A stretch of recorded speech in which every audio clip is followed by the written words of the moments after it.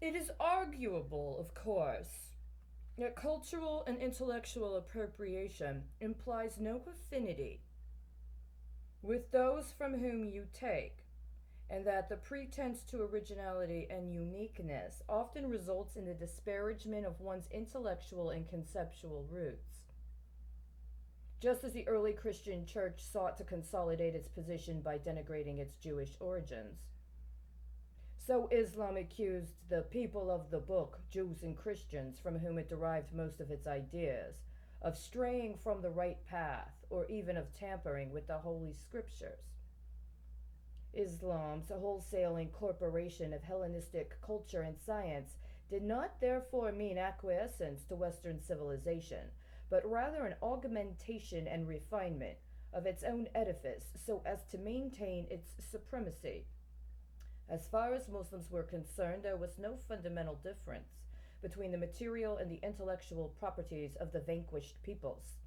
Both were legitimate spoils of war that could readily be appropriated by the conquerors without attribution and regarded as an indigenous part of the House of Islam. Muhammad, for example, is said to have commended to his followers a prayer that is virtually identical to the Christian Paternoster, or Lord's Prayer. A similarly pragmatic approach characterized Islam's economic relations with Christendom.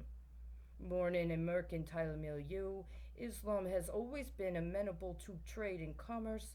Muhammad himself was a successful merchant, as were several of his early companions, and their favorable attitude to trade permeated the new religion from the start. Numerous sayings attributed to the Prophet sang the praise of commerce, while Islamic law and political practice took great care to protect the interest of Muslim merchants. A clear line was thus drawn between the religious duty to fight unbelievers wherever they were and the maintenance of economic relations with the non Muslim world. In the words of the historian Daniel Dennett, neither in the Quran nor in the sayings of the Prophet, nor in the acts of the first caliphs, nor in the opinions of Muslim jurists is there any prohibition against trading with the Christians or unbelievers. Well, you want to trade? Because if you conquer me, I'm not going to give you anything for appropriation that's going to satisfy you, am I? What are you going to conquer? You're going to conquer self creation, which means you've conquered yourself.